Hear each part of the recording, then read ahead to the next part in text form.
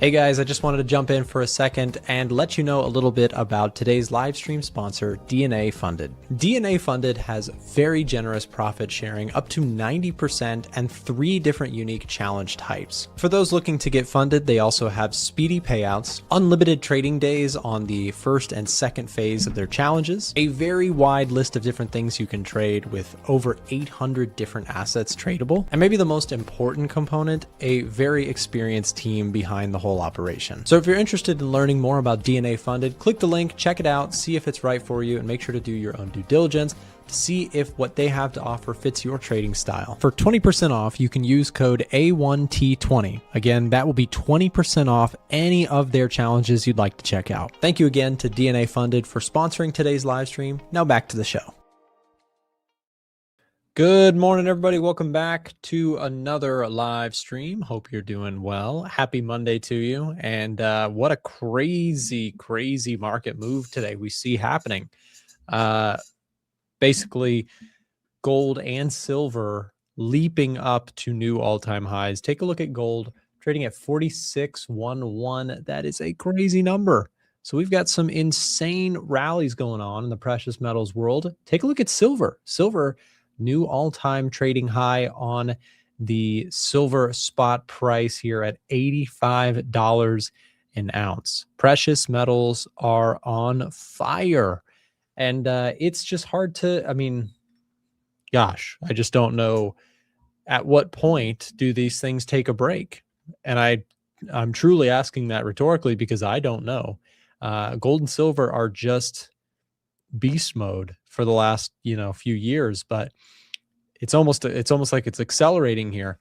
And who knows where this thing wants to go? Gold and silver, they could gold could just rush right on up to 5,000. It's perfectly possible that it could be the case of where we are going with precious metals. The beauty of being a trend follower is not trying to call where this thing is done, right? How many people took profits or got short because gold was getting close to that all-time high again, just for gold to pop through it and to, keep on keeping on. So my thought process with gold and silver is I'm still very bullish on them. I still think they have room to keep moving. Of course, the news breaking over the weekend, the Trump administration seemingly making a move to legally pursue Jerome Powell further. Definitely precious metals responding in a concerning way. We can also see the VIX also jumping up here this morning, up almost 10%. We also see, an interesting barrage across the spectrum. You have yields actually moving higher in response to this, which we've talked about that on the shows and on my videos many times. The kind of push and threat towards the institution of the Fed as it is from the administration, likely, we've said this before, likely would have upward pressure on yields, which is exactly what the administration does not want. They want lower interest rates. Why is that the case? Well, because if the administration is able to sort of bully a standing Fed chair into cutting interest rates or doing what they want when they want it, it takes away from the authenticity and the independence of the Federal Reserve. And why that is concerning to investors is if you are lending money to the US government and they can just, kind of bully the Fed chair into cutting interest rates, then the expectation is inflation could get out of hand. And that cutting interest rates too quickly can lead to, sure, economic boom, but it can also lead to inflation. Running the economy too hot can lead to inflation. So bond investors say, okay, well, I'm not buying those bonds unless you give me higher yield to compensate for that potential higher inflation, right? That's what's happening in the yields world right now in response to this. Although it's not absolutely insane, it is, you can see it's up on the day. And despite the Federal Reserve cutting interest rates, you can still see elevated US 10-year Treasury yields. So when we look at yields, right, yields hold the key on a lot of facets. We can actually see that, we've had a general trending lower, especially if you take a look at the 2-year yield, it's been trending lower. But if you start to get some revolting from the bond market, if they say, hey, essentially, if you get rid of Jerome Powell just because you don't like him, just because he's not cutting interest rates fast enough, that is a concern. I mean, think about this. If you were thinking about investing or buying U.S. debt, essentially, loaning money to the U.S. government, and the U.S. government was just going to spend like crazy, like you fully expect them to spend like a spendaholic, right? Shopaholic. Are you willing more to give them your money if they're going to spend like crazy, or less likely to give them your money? And the answer is obviously less likely. If you think that they're going to spend tremendously and print a ton of currency, then you're going to say, well, then I want a higher yield because I'm going to get eroded away from the inflation that you're going to cause spending all that money. Does that make sense? So that is why I think that longer term, government bond yields, 30-year yields, 20-year yields have remained pretty unchanged over some time. And so I think that's part of the reason why you have short end moving lower. You have the dollar index generally trending lower, right? Weakening the currency, more fiat currency printed, and you have gold and silver ripping. So yeah, something to think about. Somebody said the Telegram live stream is frozen. I think it's okay. I just pulled it up on my side. Anyways, I still think that the bigger picture, the easier picture is to stay with gold and silver. Now, do I think that the Federal Reserve should be cutting interest rates quicker? I do. I do think that they should. Now, I don't think they should cut them to zero or cut them, ridiculously fast. But I am more in the camp of thinking, okay, the labor market's showing signs of hurting. People, housing, has issues. Although it really is up to the market what mortgage rates are. It's not really set by the Fed. We've talked about that 100,000 times on the show. The Fed controls the short end of the curve. However, meaning short-term borrowing rates, which banks use and lend out, et cetera. So the point is, Max has got it in the chat. The big picture is uncertainty, right? We have uncertainty going on here where people are not, as trusting. If the president kind of inherits the role of Fed chair through proxy, like being able to oust the current standing Fed officials and put in people that will do his bidding. The concern there is that can cause runaway inflation. If the president just runs the Fed too, then every president, Republican, Democrat, doesn't matter. There's no good guy, bad guy scenario here. Every president wants to look good. So what are they going to do? Spend a ton of money. And so if they also have the keys to the monetary system through the Fed, it is worrisome that would be potentially overspending, reckless spending, et cetera. Again, not a Republican Democrat thing. This is, the independence of the Fed is something that I think is pretty important. I think that the Fed should be independent. Now, I understand there's people who think, the Fed should be behaving differently, et cetera, et cetera. But I think that, I've called it before the fourth wing of government, right? The checks and balances situation where you have the Fed is supposed to kind of take a look at the data and make a decision as to what to do with monetary policy, as opposed to aligning it with some sort of political agenda, right? Whether you agree or disagree, the Fed is supposed to just kind of be there watching inflation, watching growth, and setting stuff up. So I think that the Fed should cut rates, but I don't think that they should be controlled by the White House. Again, I want to reiterate over and over, it's not I would be saying this if there was a Democrat in the White House, a Republican in the House. I think the Fed should be independent. And I think that's pretty mostly bipartisan, like at least through history, it's been, supported by both sides that the Fed should sort of be independent.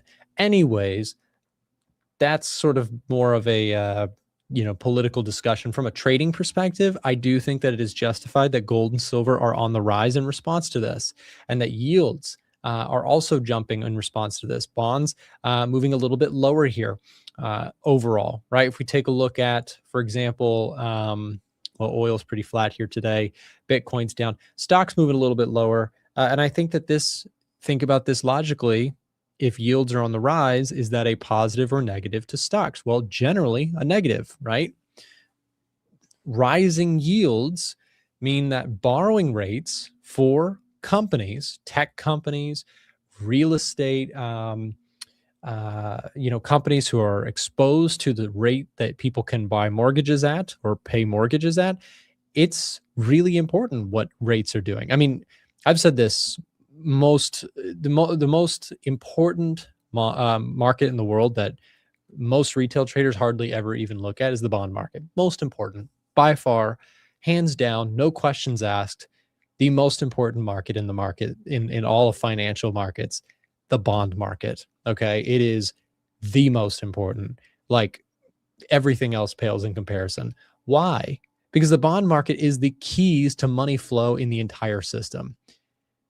What the bond market is doing shows you if money is flowing in or out of risk assets. If the market feels more risk on, risk off, it's the liquidity, it's the money printer or the lack of it.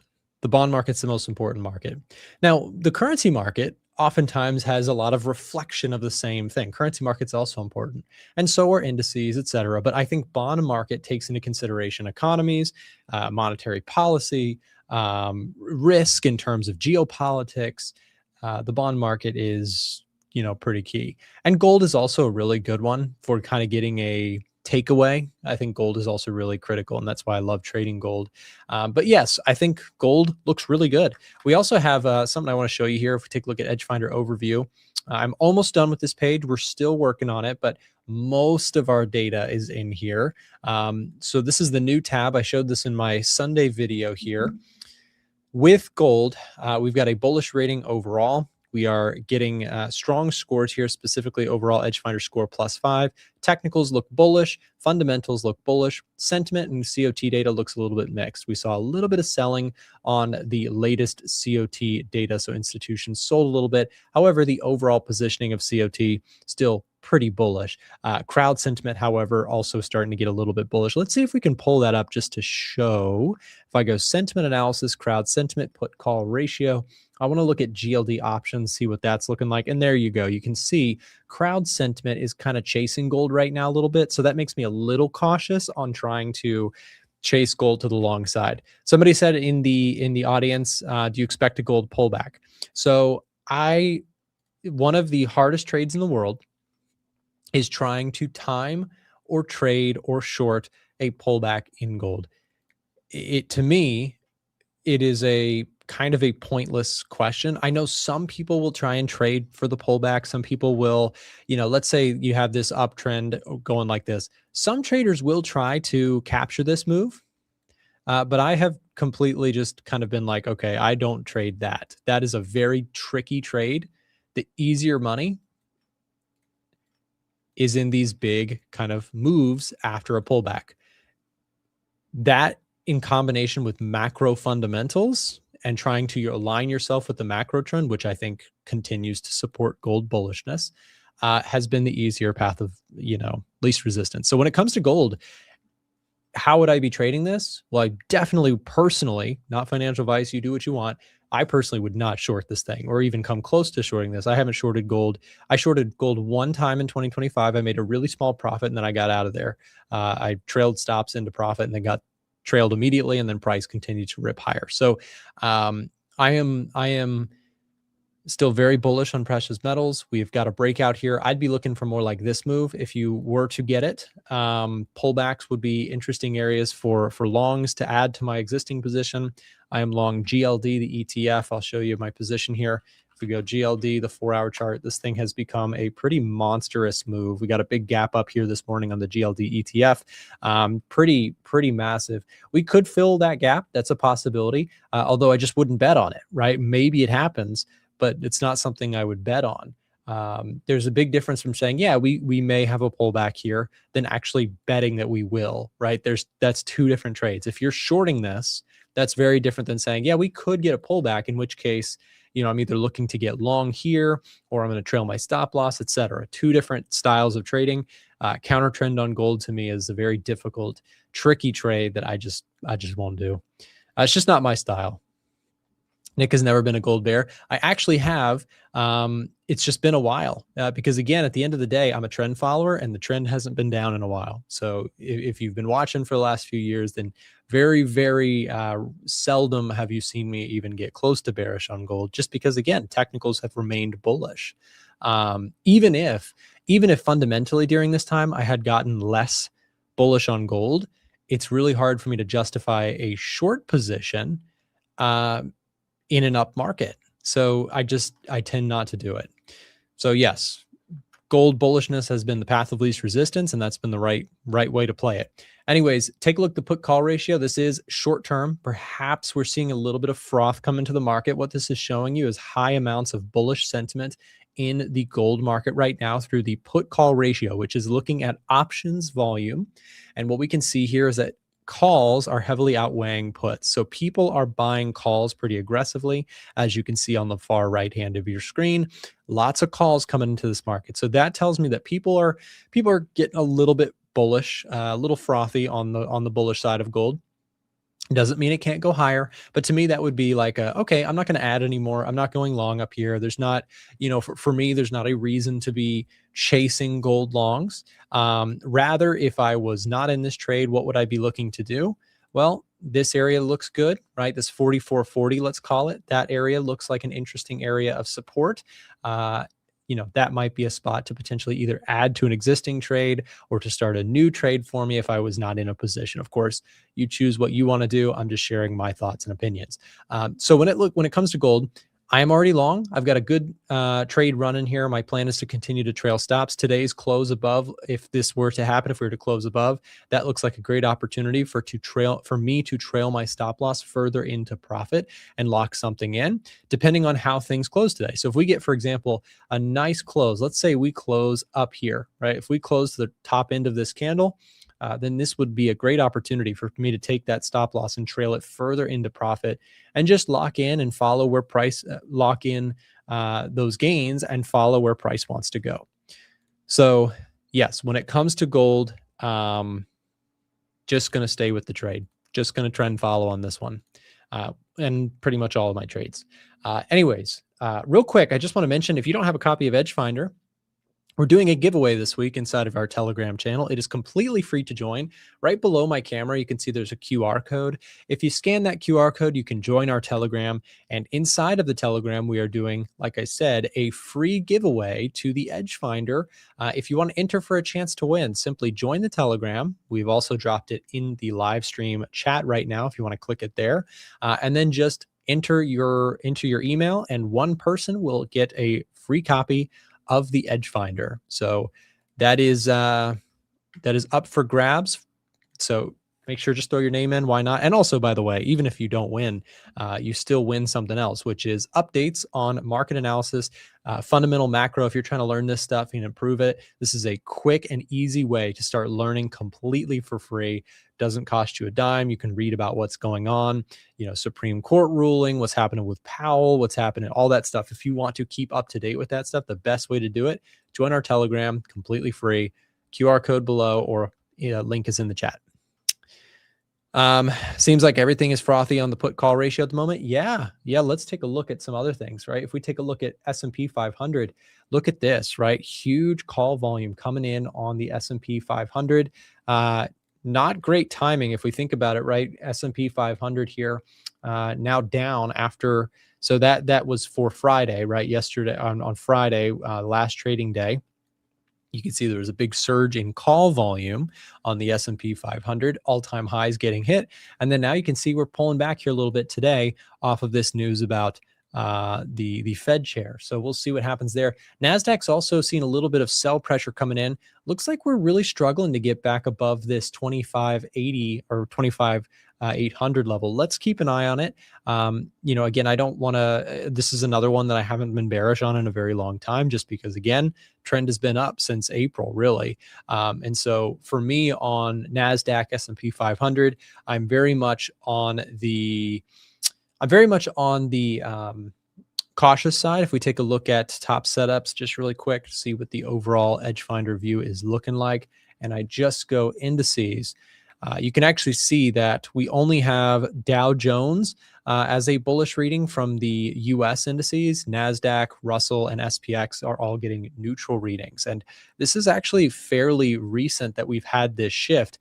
I want to show you a cool little indicator that we added. If we go SPX here, right? So if we take a look at S&P 500, we added this new EdgeFinder score over time feature right here. So what this is showing you is the score each day for the last month and a half. And what you can see is that in early December we were getting bullish readings, and then recently we've actually seen the EdgeFinder score on S&P 500, NASDAQ, Russell, Dow Jones, etc., has actually been in decline. And we've had this request from a lot of users, hey, can I see what the EdgeFinder score is over history? And we've had this chart. It's been tucked away in the top setups history. You can also look at it there.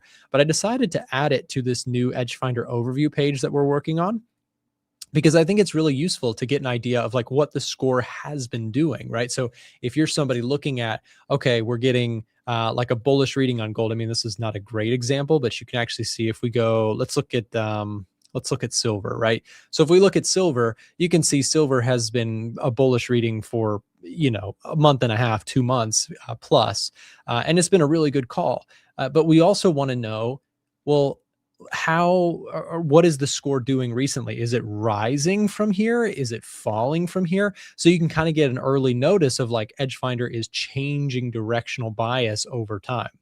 I don't know if that's a cool feature to you. Let us know, comment, drop comments, leave us messages. We read all the stuff coming in about how we can continue to better the tool for our users. But I feel like that's a really useful tool, and I did get some positive feedback on it so far in terms of having scored over time. I think that's really critical when we look at something like NASDAQ and you say, okay, you can kind of see that NASDAQ scoring on EdgeFinder has been in decline. And I think that that's perfectly fine. Why are we getting this weaker score? Well, technicals still look like they're in an uptrend for the indices, but COT data has been a little bit mixed, and fundamentals, weakening jobs market data, growth metrics that are mixed, giving us just a very slight lean to the negative side for now on S&P 500. So something to think about is what that score is doing over time. Might be worth keeping an eye on. I think it's really cool to have some context as to where the score has been. Is it getting stronger? Is it getting weak? Etc.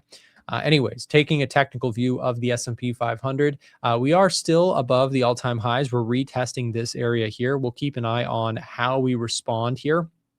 I wouldn't I wouldn't get too outright bearish on this thing unless you were to start seeing truly some longer term levels of support start to break, right? So if I was to get bearish, what would I need to see? Well, I would need to see technical breaks to the downside actually holding. So far, I mean, we've really seen over the last few months, we've not really seen any sort of bearish move that had sustainability to it, right? So you have seen in the last few months, you've had these big down days, right? S&P 500, NASDAQ, all the indices dropping really big. You've had those one-day moves, but notice how very, very consistently buyers have stepped in and pushed the price back to new highs, right? So if you're a bear on the indices, what I think you probably want to see is that pattern no longer working. And I'm not calling that I think it will no longer work. I'm just saying I think that's what you probably want to see. You'd want to see levels like this 6,700 level break, this 6,680 level break. You want to see that pattern of buyers coming in on every dip. You want to see that break if you are a technical bear, right? How can you get the EdgeFinder tool at a discount? You can message in if you need some help with it. If you'd like to speak directly to a member of our support staff, Or if you take advantage of some of the discounts on our website, just head over to a1trading.com. For example, if you just head over here, you can explore the tool for yourself, right? Just check out EdgeFinder. You've got the tutorial section, all the different data about the tool. And then if you go to discounts in the top right, you can also read about some of the stuff. Or if you need some more details, if you have questions, feel free to speak directly to a member of our support staff using the link that's just been dropped in the live stream chat. So yes, there's some discounts available and details about the tool if you need to explore it further before you make a decision as to whether or not you'd like to purchase it or not. Yeah, so let's see where NASDAQ goes today. I am pretty heavily exposed long side on precious metals. I also have a position open on the Russell. In my own perspective, I would love to see stocks come down. The reason for that is, I mean, I don't mind if they go up because I own some tech stocks and things like that, but I would love some cheaper prices. And I think there's a lot of people who feel the same way about stocks. Stocks have had 3 years in a row of just excellent gains. And some of us, I know my friend Chris Pulver, who comes on the show pretty frequently, we talk about this often, having some cash on the sidelines and being ready for these types of moves. We don't know when they will happen, but having cheaper prices. I was listening to an interview with somebody who I really respect, Josh Brown, in the stock market world, and he was making the case that if you're under like 40 years old, you should be hoping and praying in a really weird way.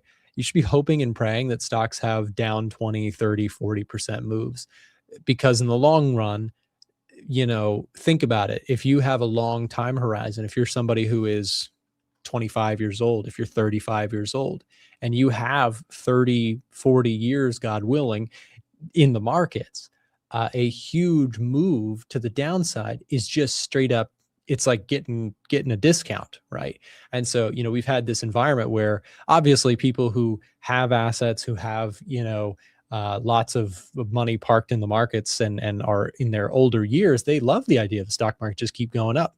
But for the younger people, when you have a big stock market drop, most people are terrified by it, but it truly is in the longer term thing. You're just getting stocks at better prices. So yeah, we'll see. My first equities trade in my life was this Russell buy trade. Wow. That's it's a heck of a starting one. I'll tell you, I wish they all looked like this. They do not. I'll give you, I hate to burst your bubble. They do not all look like this. This is a monster move that we've got going on here in the Russell. Back to new highs. Russell has been a top performer in terms of the indices here year to date. And we'll see if it can keep going. I think it can. But as always, I'm a trader with this stuff. I'm not necessarily investing in the Russell, not to say I think that's good or bad to do right now, but rather from a trading perspective, I'm watching the daily chart. We've found support right here. We pushed through that. I've got my stop loss here now trailed from my initial spot into profit here. So if this thing comes cratering down, I'll just take profits on it. So we'll keep an eye on the Russell trade. I have longs on NZD USD, which is coming back to life here today. I almost got stopped out on this one. And so far we have seen a nice little rebound off of this dollar weakness due to what's going on with the Fed share. So we'll see what happens with it. The 50% retracement level did get retested here on NZD USD. I believe this is still a top setup for us on EdgeFinder. Let me just go to my major currency pairs really quick. Yes, so NZD USD getting a bullish rating overall, +7. And with today's up move, this trend score may actually flip into bullish territory, putting us up to potentially as far as a +9 score, which is actually, I'm sorry, if you were to get a +2 in trend, that would put you at a +11 score. So yeah, I mean, depends what happens here. This is how we measure trend is we use a couple simple moving averages and the slope of those moving averages. That's how EdgeFinder calculates trend. So currently it's giving it a negative score as we've sort of lost that upward momentum on the daily time frame. However, if we can recapture it, then EdgeFinder will flip to a bullish read on the trend column. So we'll keep an eye on that. Euro USD is another one that's interesting to me.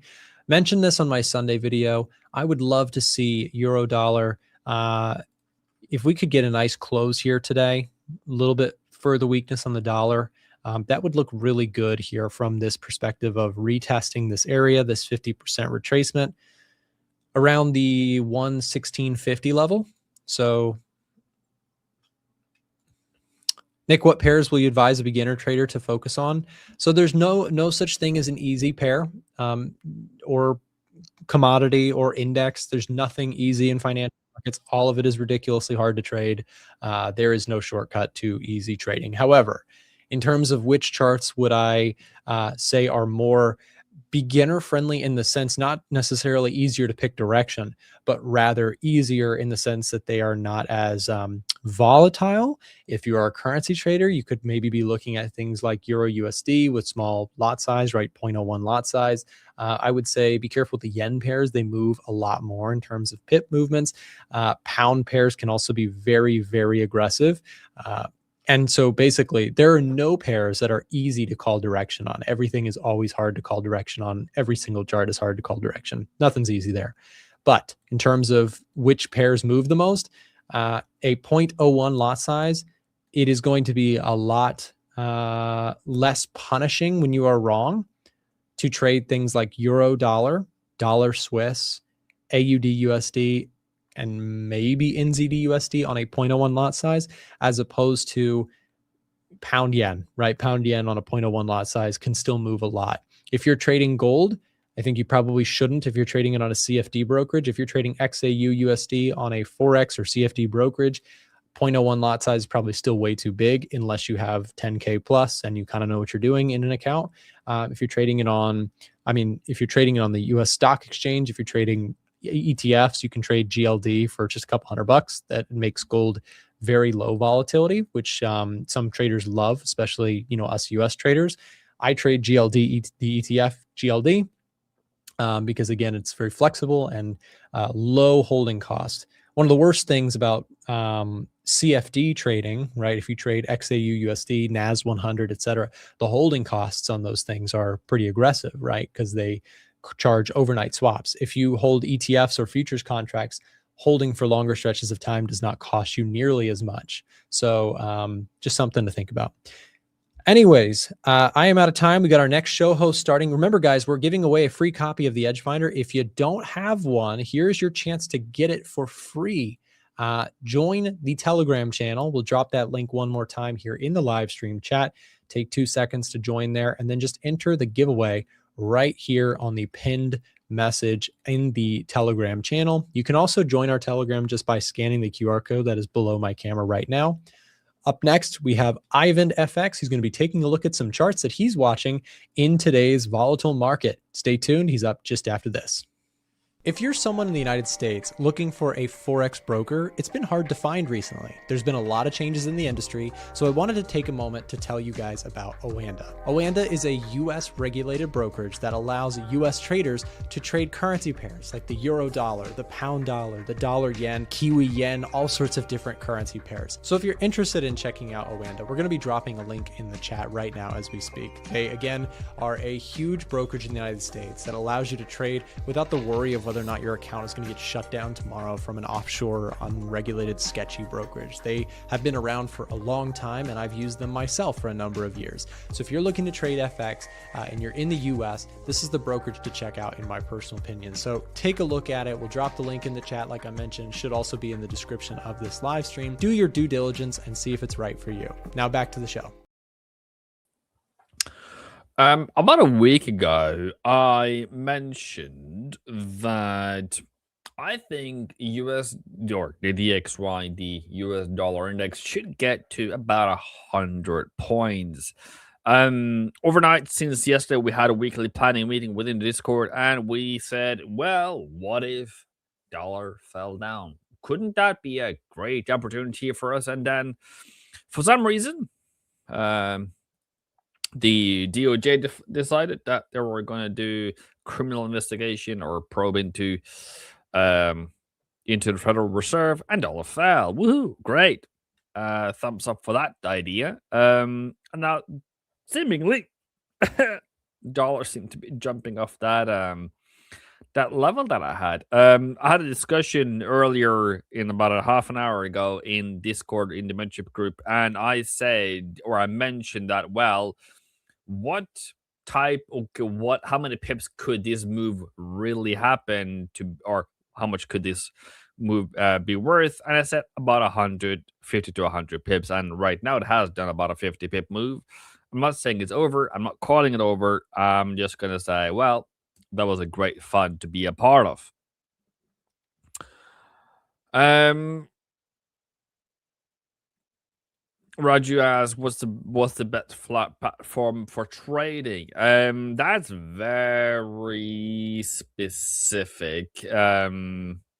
Now to me, I'm an old school guy. I use MT4 and I use TradingView for charting. But if you feel like C Trader or C Panel or whatever, no, C Trader or other platform fits better for you, I just want to have two different things. One where my brokerage is and where I do charting. So I use TradingView. I don't use TradingView for actual trading because I've made mistakes in the past that I'm not going to do in the future. I am a dog that is wounded, that is learning from past mistakes, and that's kind of how I go forward. It is my past mistakes that is currently is the basis of everything that I say or do. And then I have been doing this for some years now, and I do feel fear that the more I know, the more scared I get. And we're like, I know exactly what kind of opportunities this market is providing with me. I just don't want to be a part of it. I don't want to be a part of the downfall because I can see all the possibilities. Just to mention gold for the viewers here, I have said for the longest, probably since this up move happened, and I'm bullish, and I think this is going to go higher, and then it came down, and then it went higher, and then I wasn't on the charts, and now it's gone. How much margin do you use and how much margin do you use? Now, leverage and margin is kind of another time and another place, but I'm allowed to use 100. So I use 100. If you're a US citizen, I think or resident, sorry, you're allowed to use 30. But that's based upon the regulations of regulations in different countries that I don't know. I'm not 100% on, but I am using 100 and I'm not allowed to use 100. So I use 100. Hey man, how have you been? Have you been giving some information about the yen intervention? No. But my intel, if that's what you're asking me, um, is that we are closing in, and we're getting closer to a level that I think that you think that is going to be very interesting. 160. We're currently at almost 158. 160, 161, 162, sorry, is a level that I'm very not necessarily scared about. But I think everyone is going to be a bit like, "Dun-dun, dun-dun, dun-dun." And then I heard Nick talk negatively about my yen trades and my yens, and I feel really hurt. I feel really sad that he says that yen moves a lot, and that is not necessarily it's high volatility, and I feel like that's discouraging, and I don't know. The my point with that was it is dollar yen is moving a lot of pips not lately, but these past few months. So it is currently at a high. I don't really like the current position of it. I'm just sitting very low in the boat, not really doing anything at all. There isn't much I can do with this dollar yen being high. I just want to wait for a pullback. But I got a pullback. And then I talked about it last week. Like it is going to make a high, and then you just have to let the market show you what it wants to do, and then it did, and then it did. Wow, I can't speak today. Did somebody give me like a spat, like a speaking spell now, right? Something.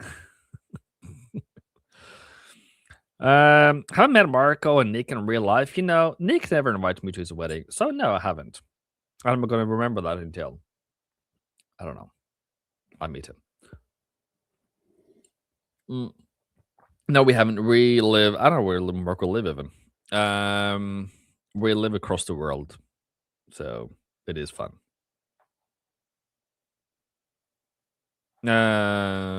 Yes, sir. So, and I'm known to be the yen man, and I'm known to be doing quite well or quite horribly sometimes on yen pairs. And I do focus on that because I find them interesting and I find them fun. I find them I find them easier to quote unquote predict or kind of wait for. But it's seemingly Thursday was a time to be at the charts, and I was not there. So right now, which is currently going higher, it is whatever it is. There is nothing I can do, nothing I can do, nothing I can do, nothing I can do. I want to pull back. I want to be not necessarily trading in this situation, but maybe here, maybe. But more than anything else, I want to be trading here. So that's about a couple months ago. So currently, Aussie yen, Euro yen, pound yen, New Zealand yen, dollar yen is a bit too high for me. Okay, that's my rundown on yen pairs. And Q. Now Nasdaq. Sorry. Are we gonna go higher high today? Now I think the new higher high on S&P ish tomorrow. Tomorrow is today that it all going to come to fruition. Now, I'm talking about the US CPI tomorrow, and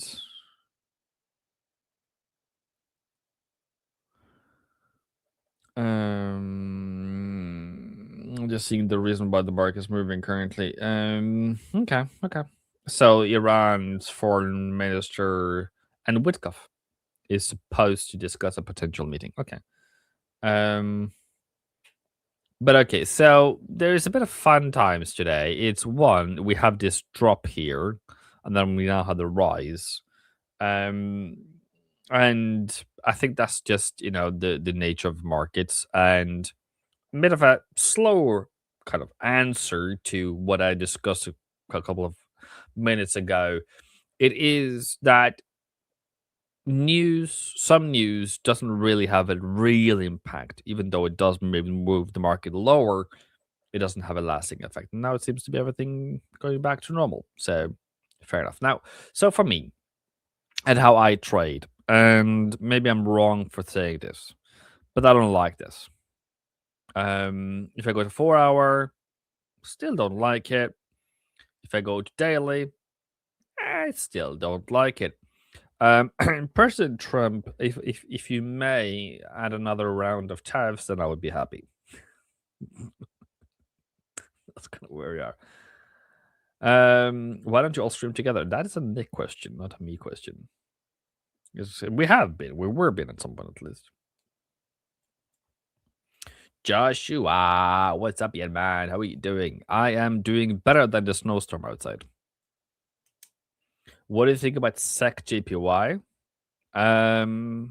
Well, yeah, it's a bit of a weird request, but I can take it. Yeah. I should have bought probably January 25. It's too high. Way too high. I don't know too much about Sweden. Other than we can buy Sweden whenever we want to. But yeah. No. Okay. Yeah, I would have waited for a pullback on this one. But how does a pullback look like? A pullback could be this. A pullback could be this. A pullback could be that. And then you have to kind of wait for a reversal. So I would be entering around here. But I would rather be down here doing it rather than being up here. So right now, as a trader, maybe something like this should be achievable. But right now, I don't know. No. Raju, margin of 100 on so when you said yeah, what is it, 10x? Yeah, it's 100x. So if you have a position that is worth 100,000 with 100 leverage, you only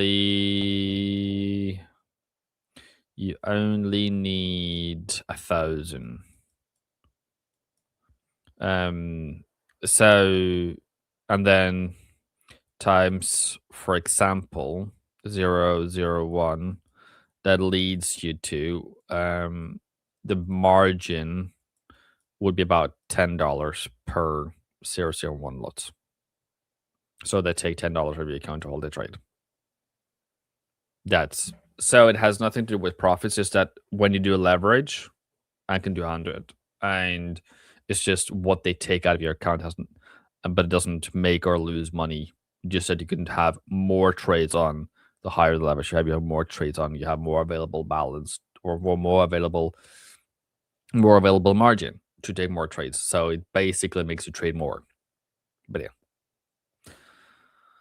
Guys, should I hold a buy in SPX500? No, I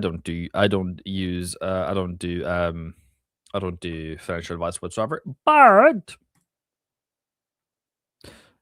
I can remind ourselves that the general direction, and if I go back to Mr.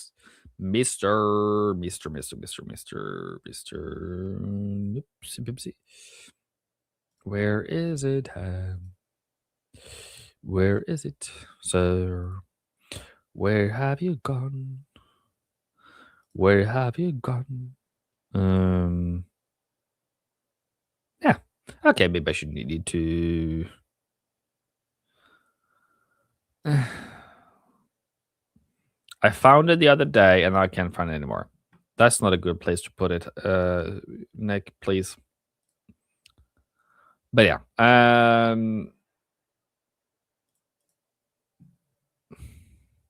From about now, December, until about at least middle of February, we have a strong seasonality move higher. And if you hold for more than 10 years, you are more than likely to make money on SPX500. So everything in my book says that S&P 500 should go higher. That doesn't mean it does. That doesn't mean it will be short-term wise. Anything can happen short-term wise, meaning I'm just saying that, political risk is there. But I mean, if I were in a buy, yeah. Yeah, wouldn't bother me what the current price is doing.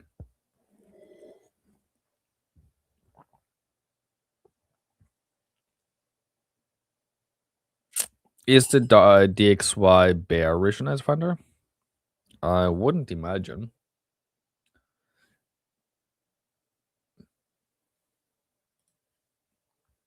Where are you from? Scandinavia. And we can buy Sweden every time we want. So if that makes sense to you, then it does make sense for the Scandinavians. Can we sell dollar after DOJ and Powell announcement? Us is. You are about 13 hours too late on that idea. Yes, that is absolutely the general impact of such an announcement. It has generally been what the market has done, and that's generally what you would be expecting the market to do. But at the moment, not really. You're not really getting that because the move has already happened. So yeah. But yeah, that would be the idea when that news comes out. Okay. Then if you are in your position and you're thinking, this should go higher. This is great. I love this. I love this trade idea. I am somewhere. Let's see. I'm gonna buy position here in euro. I mean, does this look bullish or bearish? And the easiest answer to that is the EMAs are bearish on the 4-hour, bullish on the 1-hour. So the trickle answer is, are we going to hold 116.60? And then tomorrow you have the US CPI, which is your next risk.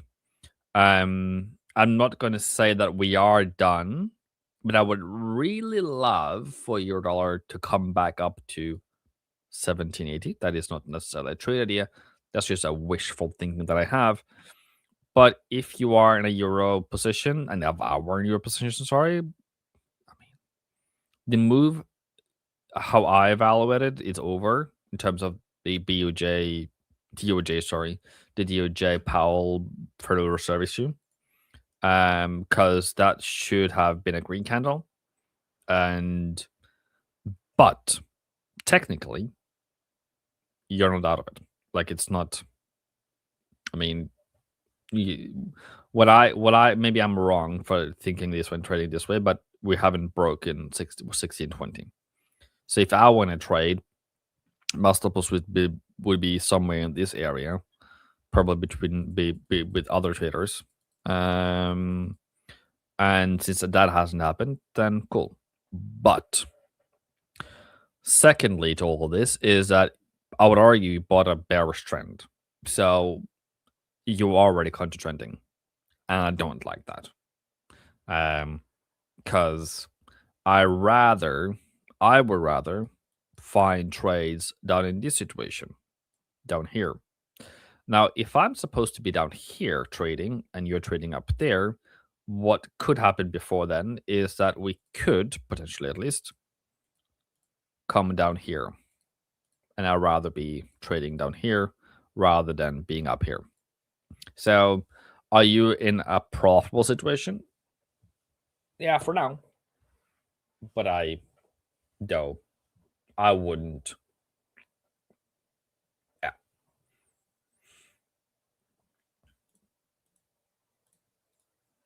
Those are the two levels that I really want to focus on as a trader.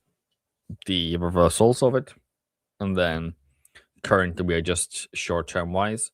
Now, for tomorrow for US API, I believe that dollar's going to be bullish tomorrow. So what happens before that is, I think the move has happened, but I don't control the future. It's just that the current situation, the current technicals is that we are in between two levels, and whatever happens is very difficult to control and very difficult to foresee, other than you have a position on. And I am very strong believer of fulfilling and completing your plan, whatever the plan was before you took the trade. And then you can learn. Because my question to you is it emotional trading? Or is it actual trading in terms of you have done this we can do this many times in the future? And if it is something we can do many times in the future, then there should be parameters that has been the outcomes before. And that should give the answer if you're supposed to get out or get in or get out of a trade. Don't base your trades upon emotional trading or emotional aspects when you are supposed to be based upon your metrics. What should happen in this situation? If I take Aussie dollar, for example, which is struggling slightly, right? But we're not bearish. To me, this is a number one trade. We are, having a pullback to potential resistance. We haven't started a bearish trend yet. If I go over to 1 hour, and back to, there was a slight bearish trend here on 1 hour. On the 4 hour, this is now being reacted as number one. This could potentially still go higher before falling. But, it gives a reaction. Everything is great. And then I need to see new lower lows and then pullbacks.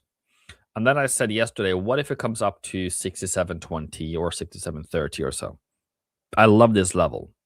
And then I am a bit more cautious on Aussie. So I am okay. I'm seeing this one through. I haven't done anything to it yet. But this would be a great level to look for something to continue shorting. That means buying dollar. That means going against the dollar short idea. But is that idea then over?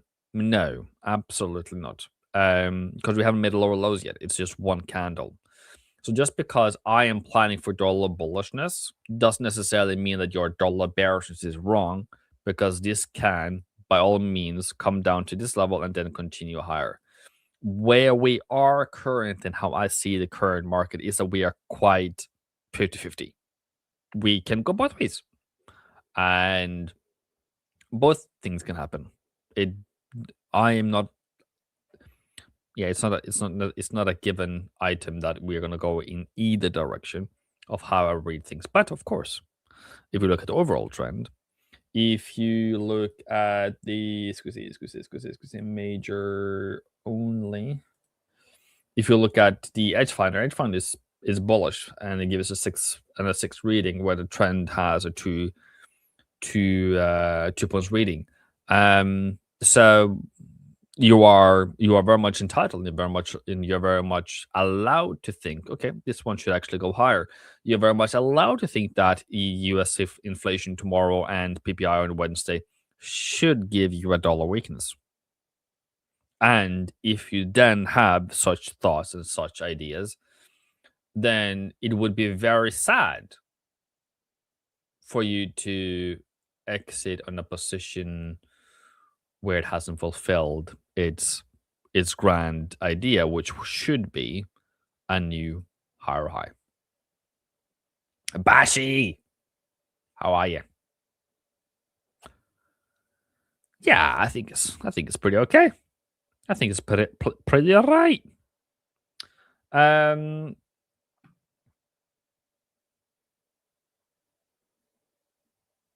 I miss you, Bashi. Aw, I miss you too. So, for setups for now or forever or whatever that is, we set up this one on stream last week, probably more like that. I said, come back to that level, I'll buy it. Oh, okay. I wasn't at the chart, but it came down, sent me an alert. I didn't put the trigger, but that was at least a trade idea. So, my 1 micro point for good trade idea then. And then yesterday I said, what if it comes down to 0.7950? And it almost did that. So I'm like, what if we do that then? Yeah. Okay.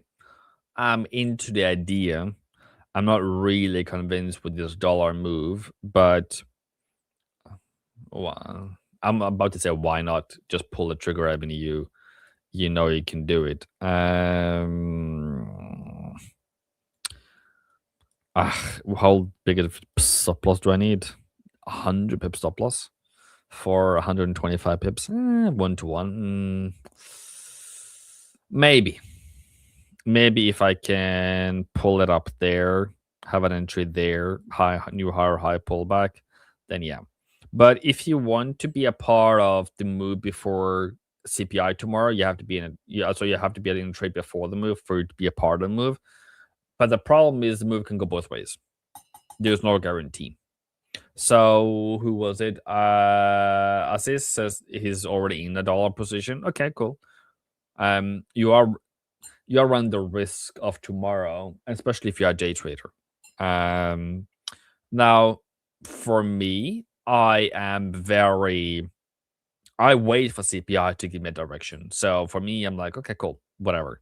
I can put a trade on now. I can put a higher high, higher low situation on dollar Swiss, but then I run the move of having 100 pip stop loss for tomorrow because I need to protect myself for that.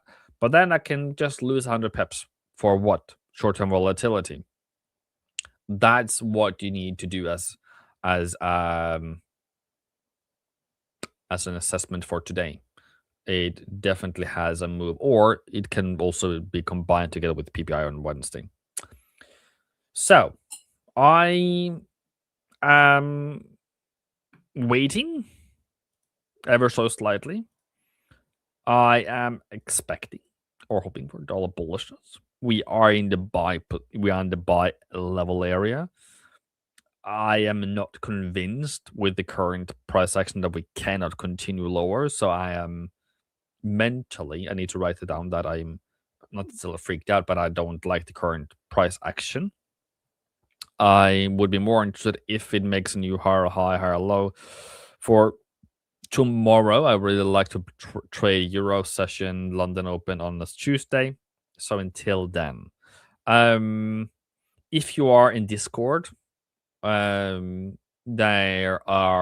is a link to my calendar, or if you send me a DM on Discord, there's a link there. Sorry, there is a link to my calendar. If you want a one-to-one free 1 hour meeting with me, I love to talk to you traders, find out what's wrong, not necessarily with you, but with your trading, so that you can become a better trader for future. I need to speak to Nick so that it can be given to the team. But I really want to have more of you guys come talk to me one-to-one so that we can figure out this trading of yours, so that you can come back on this room and say, Ivan, you taught me so much great things, or A1 taught me so much great things that I am a profitable trader now. I know there's a bunch of you guys out there that already are part of that group. I just want 2026 to have even more of those groups. Have you done dollar yen, sir? Yes, it is too high. So until further notice, all of you, please stay safe. Don't over risk. And when you're struggling, you come to me. I'll be try to help you out at least. Okay. Boom. See you. If you're enjoying the stream right now and would like to join us beyond just live streams, consider joining our free-to-join Telegram channel. Inside of our Telegram channel, we're sharing daily market analysis, bonus clips from the live streams and videos, giveaways to our products, prop firms, and brokerages, and much, much more. So like I said, if you're looking to stay up to date with ideas that we're looking at in markets, even if you can't make it to a live stream, consider joining our Telegram channel down below in the description of this live stream, or being dropped in the live stream chat as we speak. Just click that link, it'll navigate you over to Telegram, click join, and you can come back to the stream. It's totally free to join, and if it's easier for you, you can also just use the QR code that you see on the screen right now. Now back to the live stream. Howdy everyone, how are you guys doing? Started this week off pretty strong. So 2026 just started and we're getting some more volatility, more headlines. Oh, give me 1 second. My mic's not connected.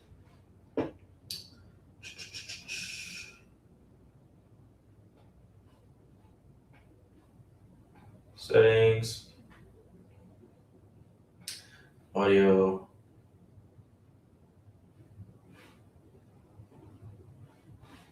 Let me see what James is telling me, guys. Hold on.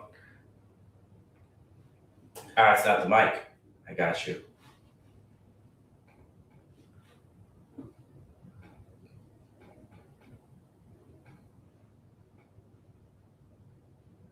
Okay, I know what I need to do.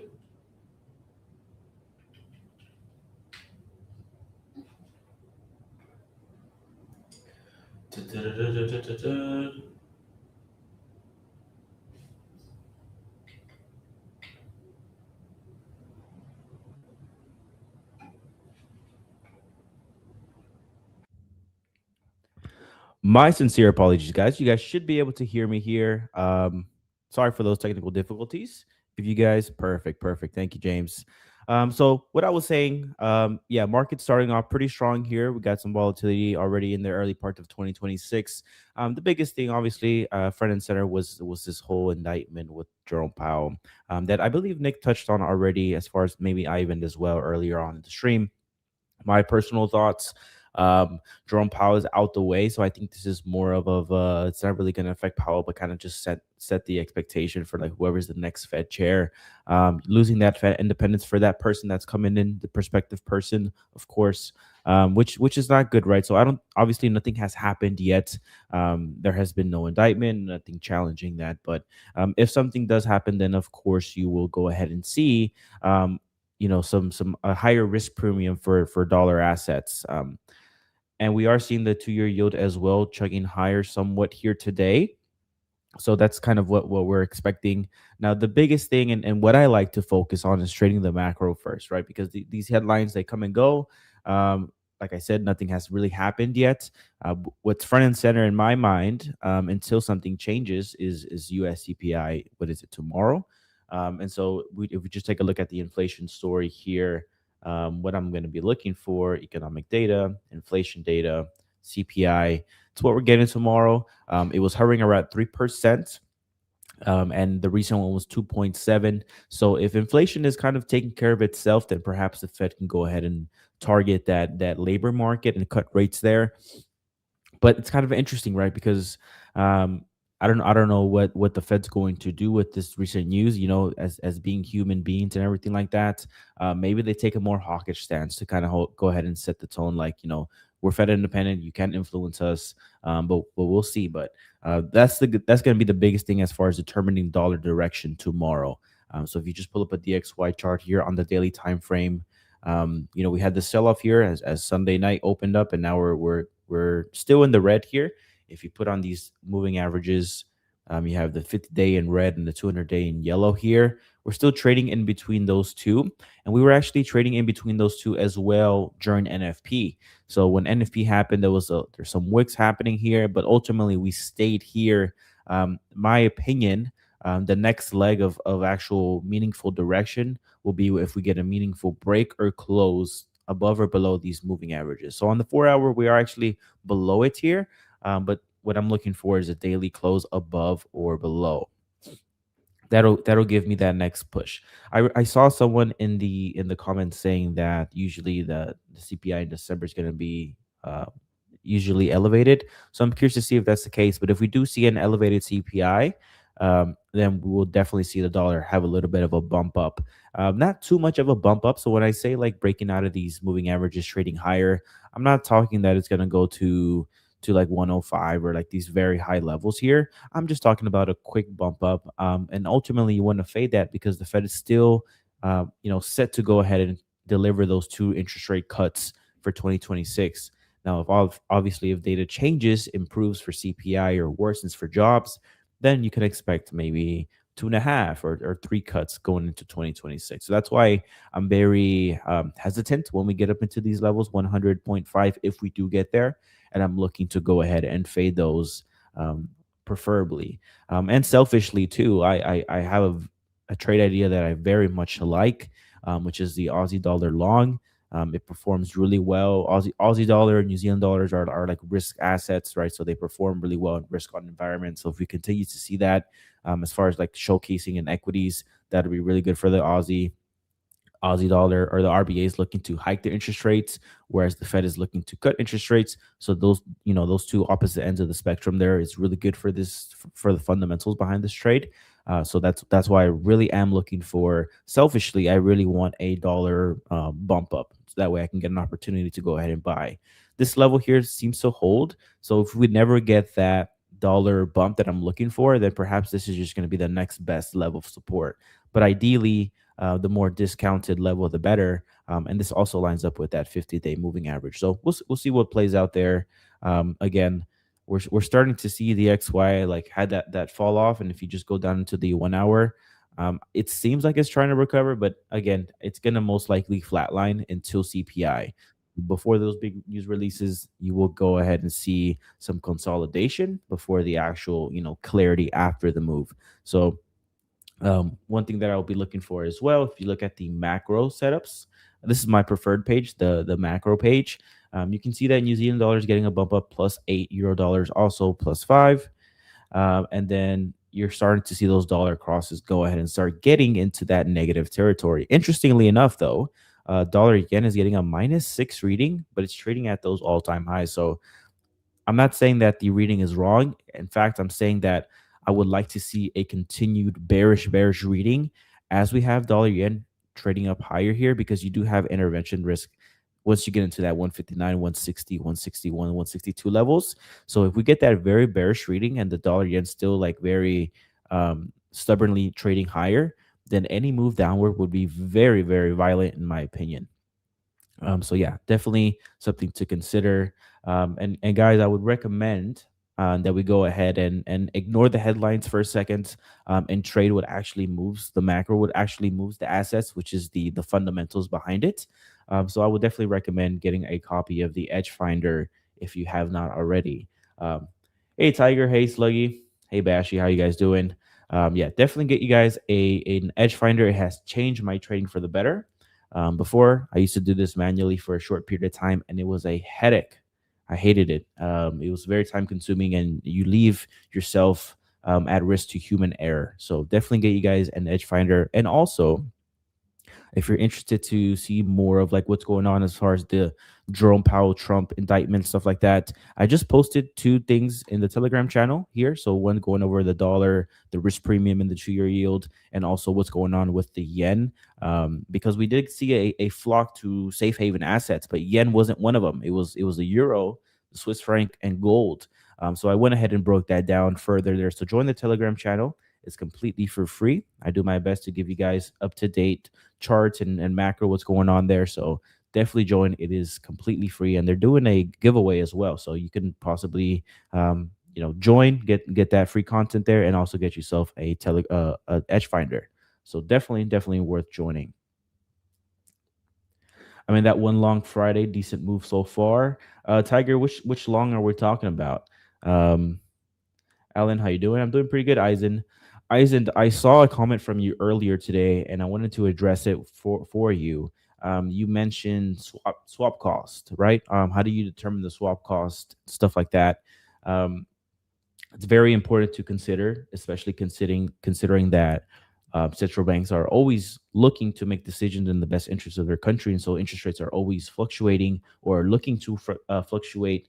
What I would recommend for you, Eisen, if you can, where are we here? Economic fundamental analysis, carry trade scanner. I would pull up this carry trade scanner. This goes ahead and gives you basically an overview and oversight as to which way you should be trading an asset if you want to collect a positive swap. Or it'll tell you, if you're looking to, for example, this might be a very in play trade idea if we do get some dollar bearishness to come, right? The best I would say vehicle to do that, one of the best would be dollar Swiss. Dollar Swiss, whenever it's trading low, whenever it has follow through, it has a lot of momentum behind it. So dollar Swiss can really move. And so if we do go ahead and get, for example, let me clear up my charts here. The Fed looking to ease more rates, that stuff, inflation's coming down, and we like to start trading back into these levels and breaking below this level, then the dollar Swiss will most likely have a lot of follow through. But one thing you need to be mindful of is the swap cost, right? So I'm coming back to this. If you decide to indulge in that very opportunistic trade, if it does present itself, then you need to be very mindful of the swap behind it. So right now, at the moment, the interest rate divergence between the U.S. and the Swiss National Bank is 3.75, and that's in the direction of a buy. So if you're actually going short that pair, you actually be paying 3.75% for every day that you hold that trade overnight. So you have to be very mindful of that. So perhaps your time horizon is a short window, and so it will make sense for you to take the trade, hold it for maybe 3 days. But if your time horizon is weeks to multiple months, then perhaps that swap cost can definitely eat into those profits and make that trade not worthwhile at all. So for anyone that's not considering this, definitely put this a question on your mind: is what is the actual swap cost that I'm going to be taking on before I enter this trade? And sometimes the swap cost will be so much that it's not worth taking the trade. You just ditch the idea. But yeah, that's my thought process behind the swap costs and things like that. Someone said AUD USD. Where is that at here? I can help you find that for you. Right now, it's most likely going to be in the negative. But going into Q2 of 2026, we do expect the RBA to go ahead and raise the interest rate and the US to continue its rate cut cycle. And so that relationship between those two interest rates are going to actually flip. So right now, AUD USD is getting a very minimal positive swap to the sell direction. But maybe Q2 2026, if the rate paths are still in line and they continue to develop in that way, then you will actually start seeing AUD USD have a positive carry trade in the buy direction. You have to also consider too, depending on who you're trading with, the brokerage or a prop firm or whatever, they also have something called an admin fee on top of that. So which will be a markup on top of this. So always consider that as well. But this is a fantastic way to see, which direction you're going in and stuff like that. But yeah, I have a friend with me joining me today. Hello. Hey, Mark. Sorry, I was ranting on there. My bad. No worries. I wanted to let you finish, and then we can discuss the markets together. Yeah. So, what are you thinking about what's going on with Jerome Powell and Trump? Yeah. So this is kind of the breaking news for today, and a bit of dollar bearishness coming out of it, which is actually good for one of my positions. So James, if you can just put my my screen on the main stage. Yeah, thank you. So essentially a bit of a risk-off environment today concerning the US. Dollar selling off, which is helping my Aussie dollar position. But I do believe it's going to be sort of a mean reversion event. I don't think it's going to last too long. I don't think it's something to be majorly concerned about. Powell is out of the office pretty soon, so I think his term lasts until May, and then he's out. So I don't think that this really has massive implications for the market. Gold and silver are shooting higher today, so gold is up massively. Silver following gold into all-time highs. I closed my short position. I actually had a short position from the 31st, but I closed it for a small loss. And good thing I did, because I would get smoked on this position, especially with US Venezuela, Iran, and then we have Russian oil tankers, and now we have drama around Powell. So pretty risk-off, pretty problematic stuff. And the only position I actually have is the Aussie dollar long. What about you? Do you have anything open? Yeah. So yeah, like you said, this is the for metals, at least, this is the fantastic, perfect environment. I still have my contrarian dollar long position, which is doing okay. We're actually in the positive here a bit, but we do, because I'm collecting that positive swap. So the reason behind it was in December months, super quiet. I was going to collect that positive swap, and I was willing to pick it up here as well. At this level of what looks like support here if you just look left on the chart, but I didn't ultimately because we were stalling out. But nonetheless, it's doing okay. If I were to close a position, I'll be okay. But I'm looking for a bit of a dollar bump, and so I'm actually happy to hear your thoughts that you think that this will be a mean reversion, and I agree with you as well. Powell's already out the door, right? So this indictment is, I think, in my opinion, it's not directed at Powell, but it's more of setting the expectation to whoever comes in next is going to be, having to react to what's going on with the president and his expectations. So, if we do get a little bit of a dollar bump, selfishly, I wish that, because I want to join you in this Aussie dollar trade. I missed the train. If I can get a pullback into this, ultimately this very discounted level at the 6,600 level, I would love to do it. It meets up with the 50-day moving averages. We all know the fundamentals behind it is looking pretty well. So that's what I'm looking out for. The second position that I have, the only other one, is a pound dollar short. Again, looking for that dollar bump up. And the only reason, because the pound has been not the best asset as far as like what institutional people are thinking behind it. A lot of people are very bearish on the pound. There's a lot of things that they have to deal with in their own home country. So I was expecting some more downside. Ultimate profit target would be around this 50% retracement level, or this 38.2% retracement level, right at this 200-day moving average. But it seems like we went ahead and bounced off of that 200-day. So I might have to, if we get a cool CPI print tomorrow, I'll probably take a loss on this trade. Okay, cool. So you're buying, or you bought Aussie or dollar Swiss on the bottom of the range, and you sold GU. Yes, I sold GU. I bought dollar Swiss at this level right here, and I was looking to pick it up again to get it like a better cost basis. However, I was expecting more of a move like this, like a wick up higher, but we didn't get that. So that's why I hesitated on that second buy. So I just have the one right here, and slightly in the profit, but we've been collecting positive swap on that. So yeah, that's that trade there.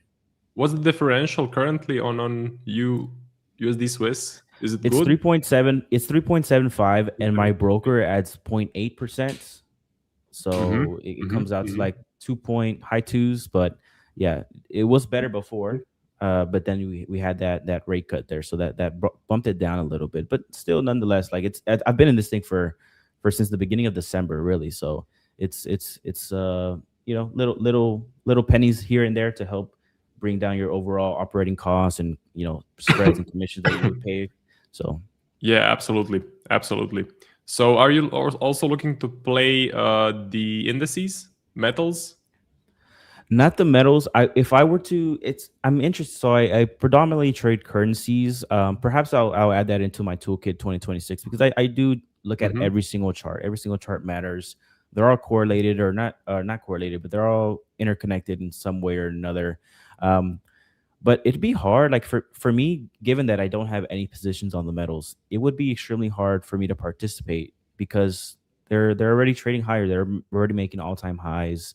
I would need a very meaningful pullback to even get involved in there. So even if I could, I would have a really hard time participating, unless you see something I don't see, unless there's something that you can kind of, you know, help me see as far as pullback levels or whatever. But to me, it's either you wait for a pullback or you short it. But shorting it is a tricky game, because if you just look at like what happened I remember gold at 4,000 mark. Whenever it hit 4,000, everyone was like, "Oh, that's an even number. That's like they call it psychological level, right?" And then they fade it, and then it just continued chugging higher from 4,000 all the way up until like 8%, right? So like if you had a heavy position there, you would have got smoked.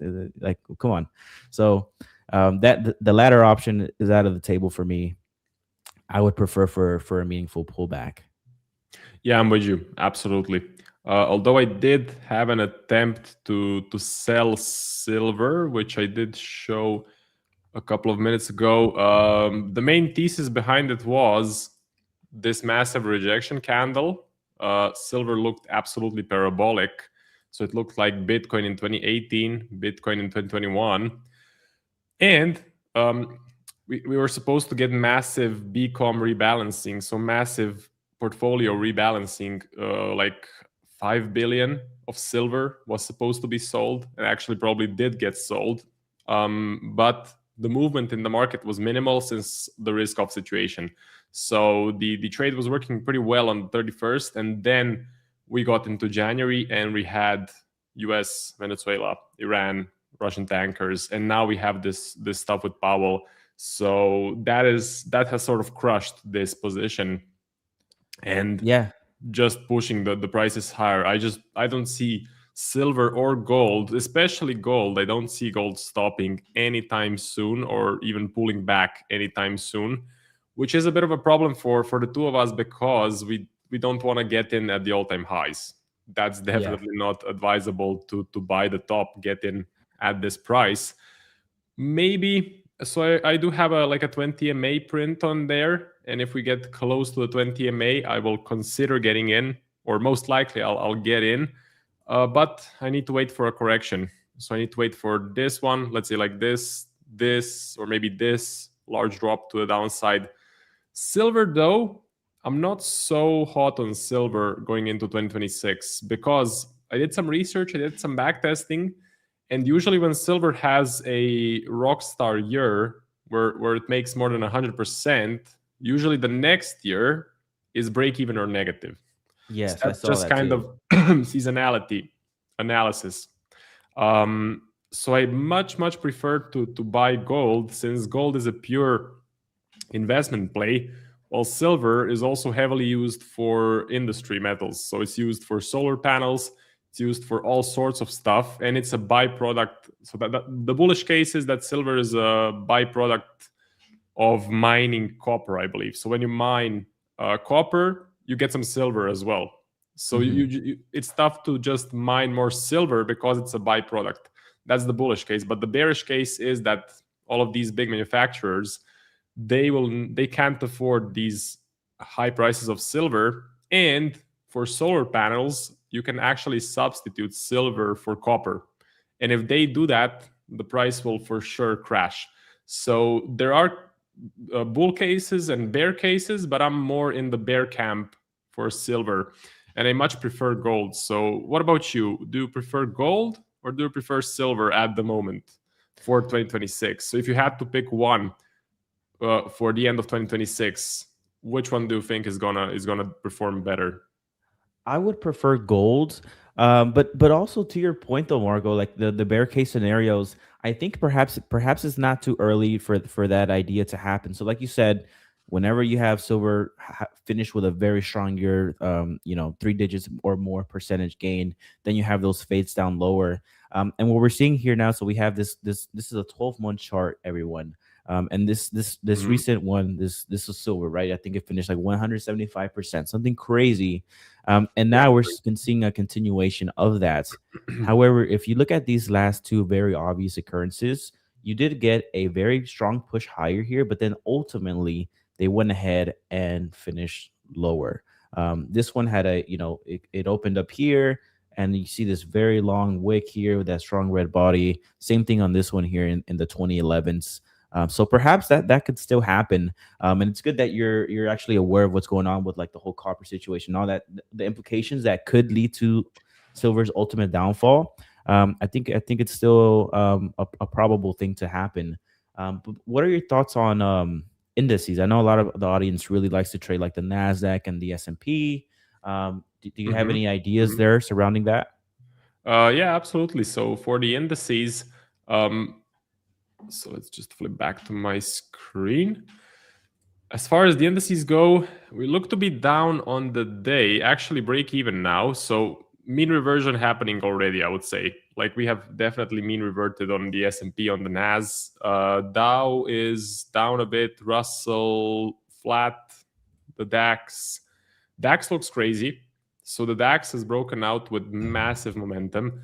Out of this flat range, out of months of being asleep. So the DAX is pretty interesting. I would look for pullbacks to the 20 MA, and then if the EdgeFinder prints a bullish reading, which so far it's neutral, but if we get a bullish reading, I may try to take a stab long on the DAX, because this sort of outperformance, this sort of price action is very rare, and when it happens, it's good to capitalize on. As far as the US indices go, NASDAQ is my favorite. So what I'm seeing here is a bit of a triangle pattern. So I can see a trend line here and the trend line there. So it's a triangle. It's kind of narrowing. We should get a pop up or a pop down pretty soon. Now, I personally believe it's going to be a pop higher because the US economy is still doing pretty well. We got the jobs data. It's pretty nice. We're getting the new Fed chair. He's going to be dovish. He's going to follow whatever Trump wants him to do, which is going to be lower interest rates. And that is, at the end of the day, bullish for equities. So I do believe a pop higher is coming. And I would like to get in on a buy setup. One thing I'm a bit worried, though, is that the S&P is at all-time highs while the NAS is lagging. So there has been a clear rotation out of technology stocks into healthcare, energy, mining, blah, blah, blah. So the NAS is lagging behind, but if the triangle breaks higher and we get into all-time highs, game on. I'll definitely be looking to buy. Not the all-time highs, but to buy around the pullback, so around the 20 MA. That's usually the goal. So get in on a bit of a pullback, on a bit of a better price, bit of a better sort of reward to risk, if I'm being honest. And what about you? So what's your take? Yeah, I'm actually right on the money with you as well. Specifically about the rotation, right? So usually the Nasdaq last year was one the carrying all the weight, right? You have this tech, all of the gains for equities here, and now we're seeing a rotation, and I think it's a healthy rotation that the actual gains gets spread out throughout different sectors of the economy. And to your point, right? The jobs market is cool, but it's not like deteriorating by any means, as we saw with this recent print here. And ISM services, which is the biggest sector of GDP, you could say, in the US. If you look at the actual inner workings of that report, the labor component of that was performing pretty strong as well. So I think we're getting a rotation, and it's very healthy. So if I were to participate in this, I would like for something like on the S&P, if we can somehow find our way at the 6,800 or that 6,750, I think that will be a good first attempt for anyone trading equities to go ahead and go long on that. And what about USD JPY? So it has been on my watch list for a couple of weeks now. We are in the intervention zone. We had some talk 2 weeks ago from the BOJ about a possible intervention. So I think it could be a pretty easy, not easy, but a pretty simple play by just selling it from 158 to 161 and betting on, let's say, 1.5 to 1 or 2 to 1 reward to risk. Just a quick trade.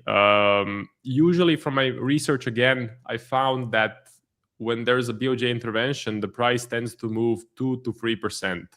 And if you place your reward to risk for a sell setup at the moment, and you put your stop loss at, let's say, 161, you can just about target a nice 2 to 3% move lower and make like a 2 to 1. So that's the sort of the most important position I'm considering at the moment. And I wanted to get your take on it. I would wait for like a nice squeeze pop higher. The reason being is this morning or last night we saw something odd. I wouldn't say odd, but not out of the ordinary. Usually when you get these safe haven flows, it goes into the Swiss, the yen, and gold. In this instance, the yen was not one of those three. And so that kind of made it super vulnerable to some more weakness. And if that's the case, then maybe I'd be able to be patiently waiting for a squeeze higher. We also have the flat selection going on that the PM, I can't pronounce her name proper. I don't want to butcher it, but I believe it's the Kaishi snap election going on over there. So there's a lot of uncertainties, and snap elections usually always bring a lot of uncertainty in the currency, and that ultimately leads to weakness. When you look at France, what happened last year, all that good stuff, that definitely was part of the euro's decline a little bit during that brief period of time. So maybe I can be patient. Ultimately, though, I really like anything in the 1.6, so 160s or whatever. If we can make our way there, then I would love to participate. But like another option is getting in. For example, if you do a market sell order and you have your stop way up here, and you have that big decline, like you say, but just risk very, very, very minimal, right? That way it doesn't hurt you, and then you can just better your cost basis if it does chuck higher. So that would be my approach to it. But just given that the recent like relative weakness against the safe havens gives me the idea that maybe we can push somewhat higher and get a better price. But ultimately, none of us know when the intervention is going to be. So that's kind of the hard thing to navigate. But Marco, I appreciate you having me on. I know we're going a little bit into your segment, so thank you for inviting me into part of your segment. And you guys are in great hands, so definitely stick around for Marco's portion. I got to make some more written content for A1 Trading. So guys, join the Telegram. I do my best. I'll take care of you guys if you join. But yeah, have a good one, man. We'll see you, Alan. See you. Goodbye. So, thank you very much, Alan, for joining the stream. This was super fun. So we're going to continue doing these sort of collabs and bouncing ideas off of each other because I do think it makes the streams much more entertaining. But now it's time for my solo segment. So just to give you my thoughts on UJ, I would not like to sell at this level. I think Alan made some great points about the uncertainty happening in Japan. If you look at the breaking news, so if you look at financial juice and you look at the market moving news, you're going to see the last was Japan's Takaishi considers dissolving lower house, which is something that Alan mentioned, and that is pretty bearish for the yen. So that makes things a bit uncertain, and it makes the whole intervention uncertain, and you never know when the intervention will happen. So that is the problem with this. That is the problem with this sort of position, with this trade, is if I slap on a sell position right now, let's say I put it on at this level, which I wouldn't, it's a bit too low, it will be pretty expensive to hold it for days, maybe even weeks. If you jump onto the EdgeFinder and if you go to the let's see carry trade scanner, okay, and if you go to USD JPY, you're gonna see that selling USD JPY is a really expensive proposition. So the swaps can be very negative, which is a problem. Okay, which means if I hold this position for weeks, even if it wins, it's gonna be a small win because the swaps, the negative swaps, will eat into a lot of my profits. And by the way, today I'm doing a DNA funded account giveaway. It's gonna be, let me check. It's gonna be a 25K one phase account. So in the next 5 to 10 minutes, I will give the code for a free DNA funded challenge. So make sure you stay tuned into the show. With USD JPY, I also have the pound Aussie. I have the pound Aussie on the list. Gold, I'm gonna remove from the watch list at the moment because it's just not giving a pullback. But pound Aussie, I'm looking to sell it. I think the pound is pretty weak. It's getting some bad data, while the Aussie is doing pretty well. The Aussie is getting some pretty strong data. So if you jump on to the top setups and we put in GBP AUD, we're getting a bearish reading, which is nice. If we look at the economic heat maps, we look at the UK, really bad. Most of it is bearish. We look at the Aussie, mostly okay. So most of the stuff is coming out better than expected, which is always a good thing to see. But that essentially, that means that this could continue trending lower. Now, what I'm waiting for is a technical confirmation. So I'm waiting for a breakout from the support level. I'm waiting for us to break the support level and then get in around the 20 MA, get in on a sell setup. So I have an alert set, prepared to see the break of the level. But before it happens, I won't do much. So I can't do much because I don't want to get stuck in the range. I can definitely spot a flat range here, and I don't want to just get stuck inside of that range. That is the worst position possible because it ties up capital. Sometimes it gives you negative swaps. If it's positive swaps, then sure, you want to get stuck in a range. But most of the time with retail brokers, you're going to get negative swaps. And with prop firms, you're going to get negative swaps because they don't want you to make money. So the best thing for me is quick trades, quick positions that show me a profit early on, and then I can just keep on holding them. So pound Aussie, that is what I'm waiting for. Aussie dollar is a position that is doing pretty well at the moment. Now, because I'm afraid this will be a mean reversion play, meaning that the dollar will gain strength for the rest of the week, and that we just had sort of a one-time shock from the news about Powell, I'm planning on closing the trade right now. So I'm considering closing the trade as it is. Of course, if you're in the A1 trading Discord, the moment that I close the position, you will get a notification. If you want to join the A1 Discord, get my trading signals, get signals from Nick, Iwind, Chris Pulver, and get Alan's analysis and get a chat with other successful traders, you can use the link in the description of the stream, and you can use the discount code Marco to get a nice discount on the A1 Discord. Okay, so most likely I will close it.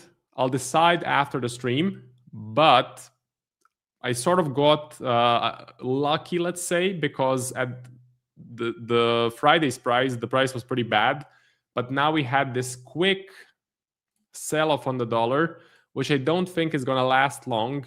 So I kind of want to get out, wash my hands, start a different narrative, maybe get in a bit lower. So if the Aussie dollar, as Alan was talking about, if Aussie dollar retraces a bit, pulls back a bit, maybe I can get in again, sweep up a cheaper price, because I do still like the Aussie, but I think most of the Aussie appreciation for the beginning of the year has already happened in these legs. So I think that we are kind of exhausted for now. That is my watch list. Only 3 things on there. Now, time for the DNA funded code. So the fastest hands will get a free 25K challenge. What I recommend you to do is go to DNA funded website, go to the checkout page, and just copy and paste the discount code as quickly as you can. So it's gonna be a 25K one-phase account. So let's click copy. I'm gonna copy it into my trading view window here. Paste, this is it. So if you got the code, if you use the code, make sure you put a comment in the comment section so that we know that you have managed to catch it. So here it is. Make sure to copy it, put it in the discount code section on DNA funded checkout page. And if you want to get funded, if you want to increase your trading capital, DNA Funded is offering a 25% discount with this code, A1 Live. So A1 Live gets you 25% off any DNA Funded challenge. Now, DNA is a great prop firm, reliable, ran by professionals. There's a big broker behind it, and I'm personally using them. This is my 50K two-phase funded account. Unfortunately, it's in drawdown, so minus 3K drawdown. Buy position on the SPX, sell position on the UJ. First one is in profit, second one is in a bit of a loss, and this challenge is purely traded by ChatGPT. So this is the equity curve so far.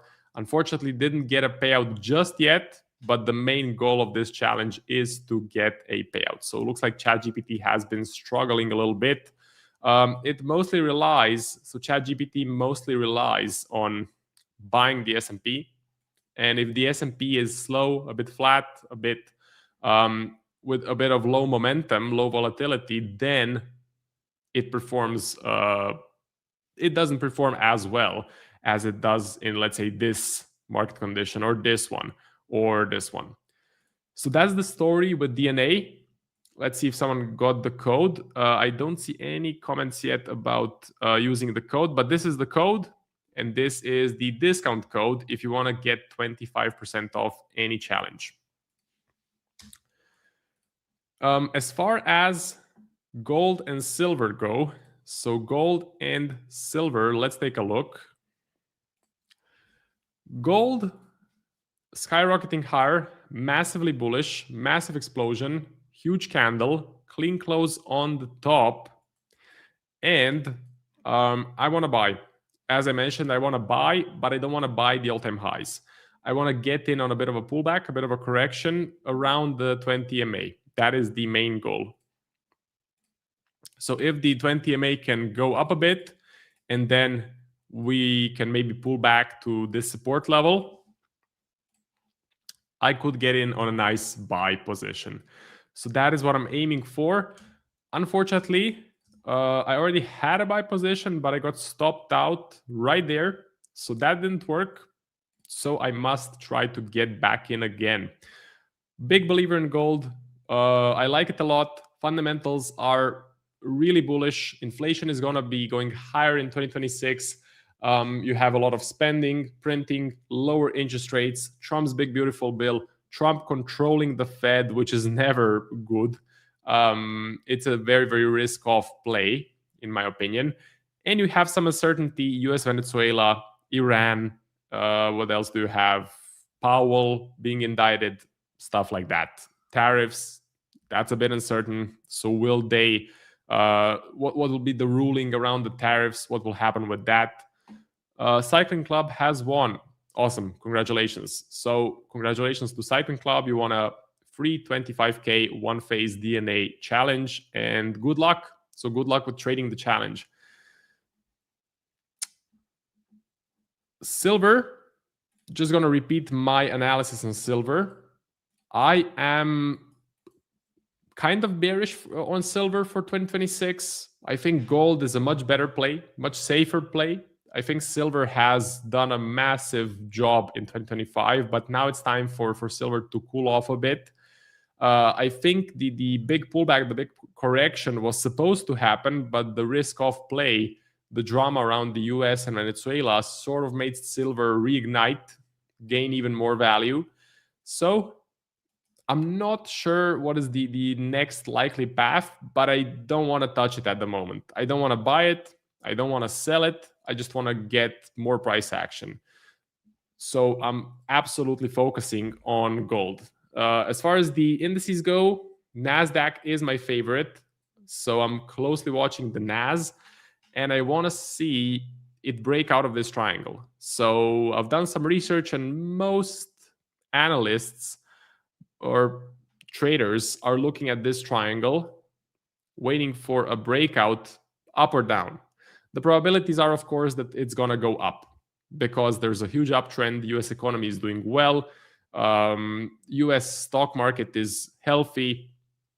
There has been a rotation from technology into some other stuff, but maybe we get some more funds back into the NAS.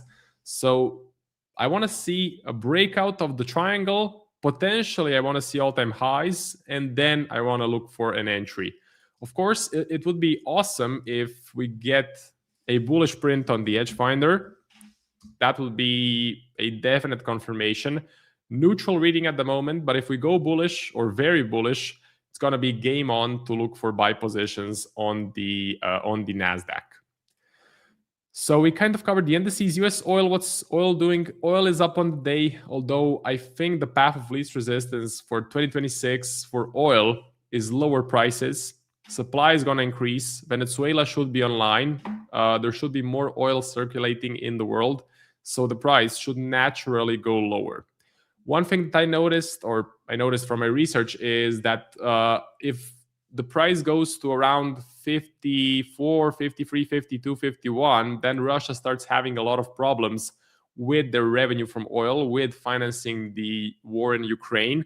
So that could be sort of, if oil prices go to 51, 52, 53, Russia could have less money to fund the war effort in Ukraine, which could lead to some other developments. So that is something that I'm also closely watching to see what happens. Do I want to sell oil right here? No, not really. Oil is not my favorite thing to trade. I don't think I've had a position on oil, but I didn't have a bunch of positions. So not my favorite thing to trade, but I'm pretty bearish if I'm being honest. So we still have 12 more minutes from my segment. Let's see the comments. So let's check that out. Marco, remember I said silver was going higher. Lots of fundamental reasons why it will continue to rise. This doesn't mean there won't be pullbacks, but the fundamental direction is still strong. I mean, it is. From my backtesting, silver seems to be reaching a top. And if you look at Wall Street bets, a lot of retail players are buying silver. So there's a lot of retail players in this market. That's a bad sign. That's definitely a bad sign. So there's a lot of arguments for bulls, a lot of arguments for bears, but I think the bear case is a bit stronger. That doesn't mean we're going to drop right here. I don't have a bet to short silver. So as you can see, my conviction is not very high. But if I had to make a call, it would be a bearish call. Nick, Marco, Chris, and Alan should be having a single segment that runs for 2 hours. Well, that would be pretty entertaining. But I also think that pairing Nick and Chris, Alan and me is pretty good as well. So the more people you have, if you have like 4 people, it's tough for everyone to express their opinion. But with 2 people at one time, that's much easier to manage.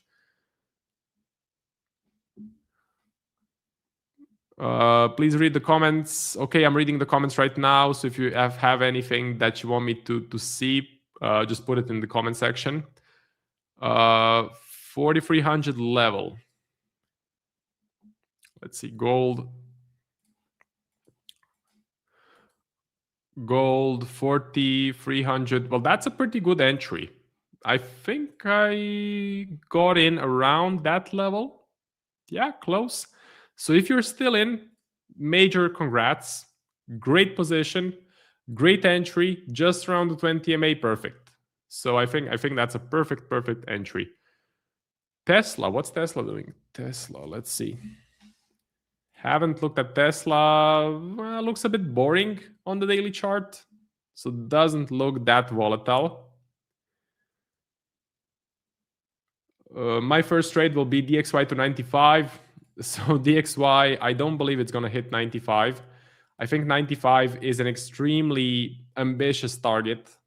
You would need something to be fundamentally broken for the DXY to hit 95. So I'm bearish on the USD. Actually, no, I'm not bearish on the USD. I've flipped. So I'm no longer bearish. I'm neutral to maybe even bullish, right? I know we are down on the day, but I think this is going to be a mean reversion play. I don't think this is going to last for a long time. I think this is just sort of a one-time hiccup, and then we continue grinding higher. Okay?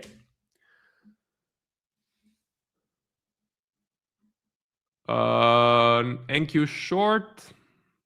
I wouldn't be short on the NAS. I mean, we have that triangle approaching. Is the Aussie appreciating even higher? Yeah, looks like it is. Okay, so we have the triangle on the NASDAQ approaching, which may break up, may break down. No one really knows. But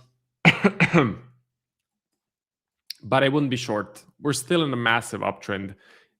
I don't see any fundamental reason for this to break lower. I don't see any sort of cracks in the market. Yes, there has been a rotation out of technology stocks, but it hasn't really been a significant rotation. So I still think this is pretty bullish.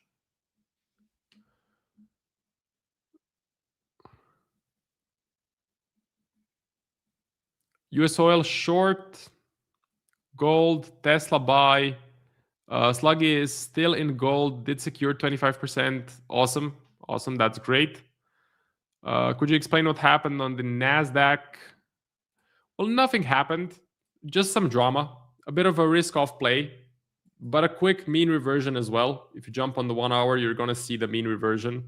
So we go down, mean reversion, we go up. What is a mean reversion play? That is when the market goes in one direction and then quickly returns back to the initial level. So not a huge concern.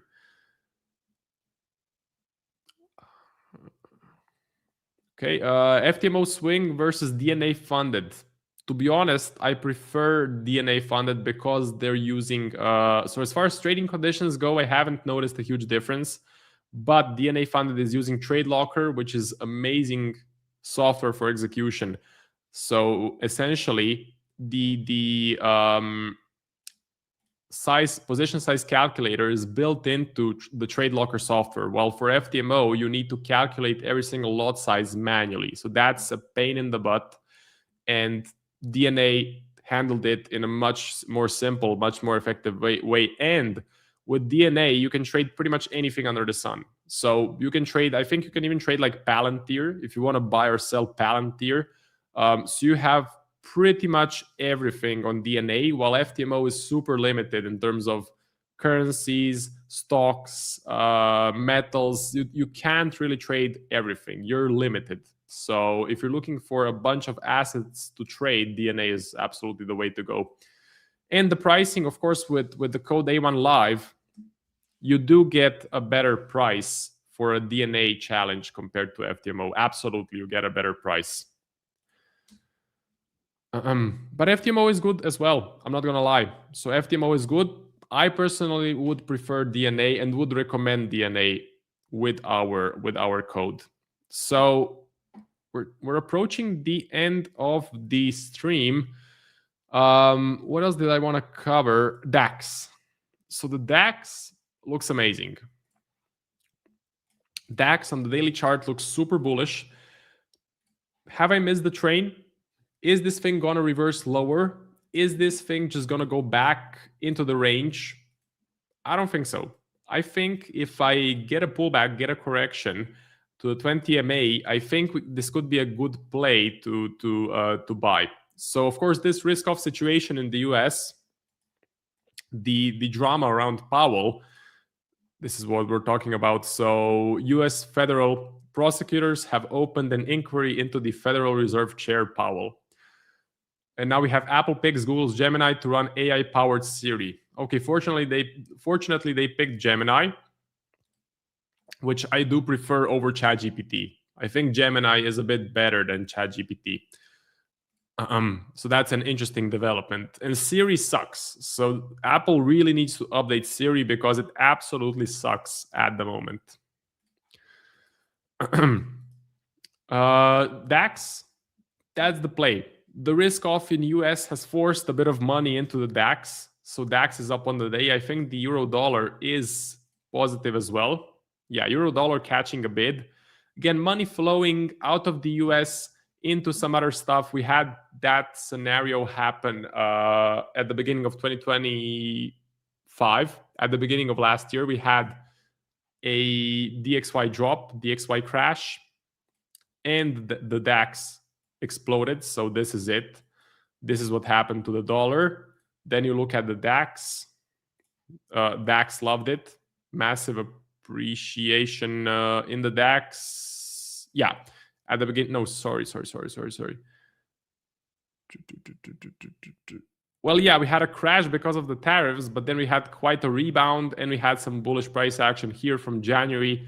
So looks like for the current event, the money flowed from the US, from the dollar into Europe, which is a bit weird. As Alan mentioned, it usually flows into the yen, usually flows into safe haven.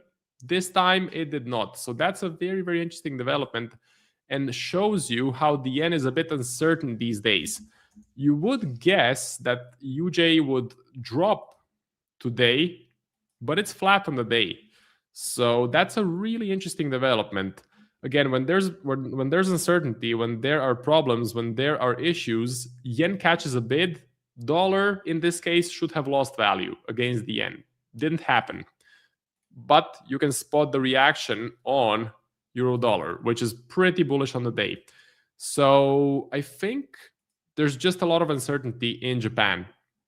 This doesn't help. Japan's Takeishi considers dissolving lower house. As Alan mentioned, that creates uncertainty, creates problems, and we don't know how it's going to impact the markets.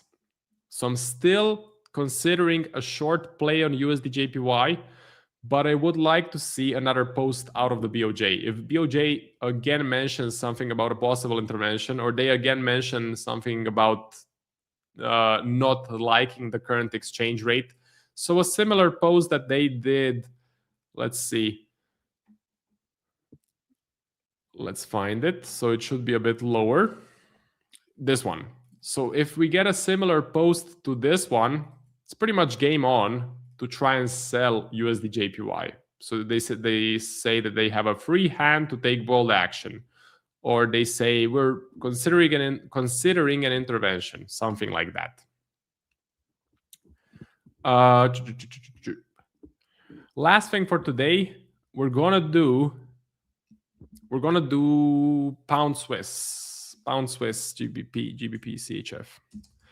Now for the Swiss, I actually don't have a clear view. I should have talked to Alan about it, but we're gonna do more of these, let's say, duo calls, or like with the two of us on the stream. So I'm gonna ask him about the Swiss. I haven't done much work on the Swiss, and I don't have a clear bias. So pound Swiss, top setups. What do we have? GBP CHF. Neutral reading, which is a problem. Price looks a bit flat. Not my favorite chart in the world, so I personally would not touch this. Let me quickly take a look at USD CHF, which I know Alan has a buy set up on, buying the support, which is pretty nice, not gonna lie. Positive swaps as well. But yeah, it just looks overall flat. It may reach the top of the range. Let's check out top setups, USD CHF. So with the CHF, I don't really have a lot of trade ideas. I'm leaving it alone at the moment. I don't think there's a massive narrative going on for the Swiss. For the Aussie, there's a bit of a bullish narrative. For the dollar, overall, there is also a bit of a bullish narrative. For the pound, there is a bit of a bearish narrative. But for the Swiss, I don't have one. That's about it from me. Thank you very much for watching. You can catch me tomorrow. Pretty much you can catch me for the whole week. I'll be giving out free DNA funded accounts, so make sure you join my segment. Thank you very much, and good luck in the markets. See you. Thanks again for watching today's show. Our goal at A1 Trading is to continue to share free value to our audience through daily videos and articles, keeping you up to date with the latest market coverage. If you enjoy our content, make sure to subscribe for more. From all of us at A1 Trading, have a great day, and we'll see you next time.